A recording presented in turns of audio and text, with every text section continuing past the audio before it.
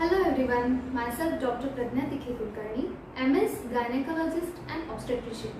आज का अपना वीडियो का टॉपिक है परवजाइनल वाइट डिस्चार्ज। आजकल ओपीडी में मैरिड, अनमैरिड ऐसे बहुत सारे पेशेंट्स आते हैं जिनका कंप्लेंट रहता है परवजाइनल वाइट डिस्चार्ज। योनि मार्ग से सफ़ेद पानी जाना, इरिटेशन होना, इचिंग होना, ये लक्षण रहते हैं। तो ये वाइट डिस्चार्ज होता क्या है? वजाइना में लैक्टोबैसिलस करके जीवाणु रहते हैं। ये जीवाणु वजाइना का पीएच मेंटेन रखकर बाहर के इन्फेक्शंस को अंदर आने से रोकते हैं।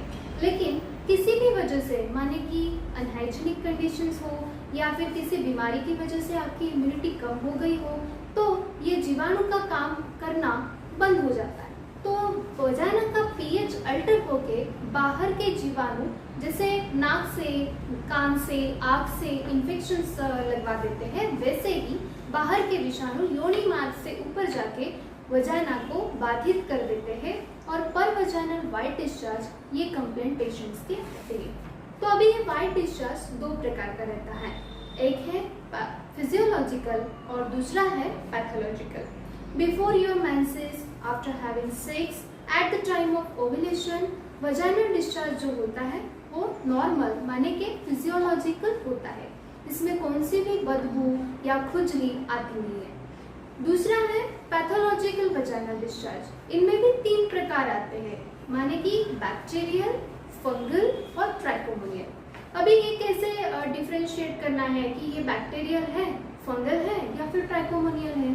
तो बैक्टीरियल जब भी इन्फेक्शन रहता है तो उसमें वाइट डिस्चार्ज का क्वांटिटी, मात्रा ज़्यादा रहती है।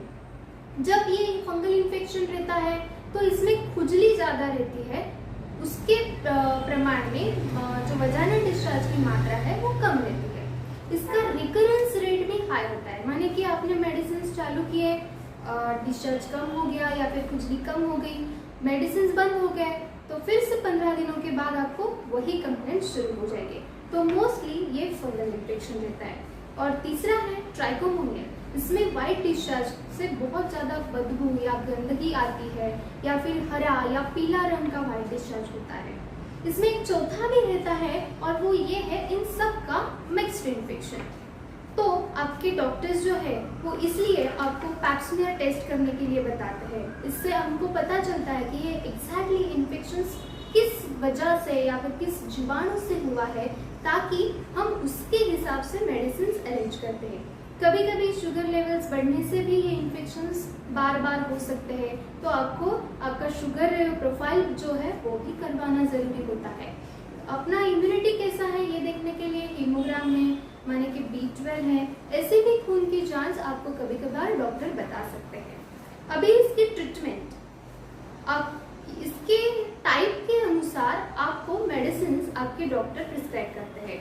7 से 14 दिन या फिर कभी कभार 21 दिन तक भी ये मेडिसिन लेना बहुत ज़रूरी रहता है। इसलिए आपको आपके डॉक्टर के पास जाके उससे चेक करके फिर आपको मेडिसिन लेनी है।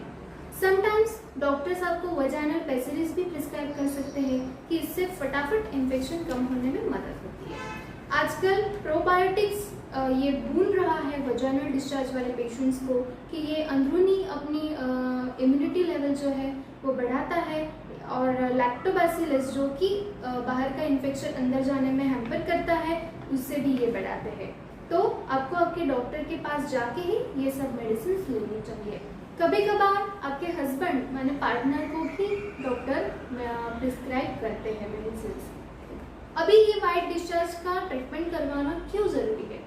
ये एक मामूली सी कंप्लेंट है परवजाइनल वाइट डिस्चार्ज, लेकिन इसका ट्रीटमेंट अगर नहीं करते हैं तो ये जो वजाइना का इन्फेक्शन है वो सर्विक्स से ऊपर जाके अंदर जो आपके इंटरनल रिप्रोडक्टिव ऑर्गन्स है उसको भी इन्फेक्ट कर सकते हैं। इसे हम PID माने कि पेल्विक इन्फ्लेमेटरी डिसीज बोलते हैं। इसका परिणाम जो है वो इनफर्टिलिटी तक भी हो सकता है। इसीलिए वाइट डिस्चार्ज का ट्रीटमेंट करवाना बहुत ही ज़रूरी है। तो अगर आपको ऐसी कुछ कंप्लेंट है तो बिना शर्म किए आपके डॉक्टर के पास, जो भी गायनेकोलॉजिस्ट है उनके पास जाके आपको परवजाइनल वाइट डिस्चार्ज की ट्रीटमेंट ज़रूर करवानी चाहिए। अगर आप मुझे मिलना चाहते हैं तो मेरा एड्रेस और फ़ोन नंबर आपके स्क्रीन के ऊपर आपको दिखेगा। धन्यवाद।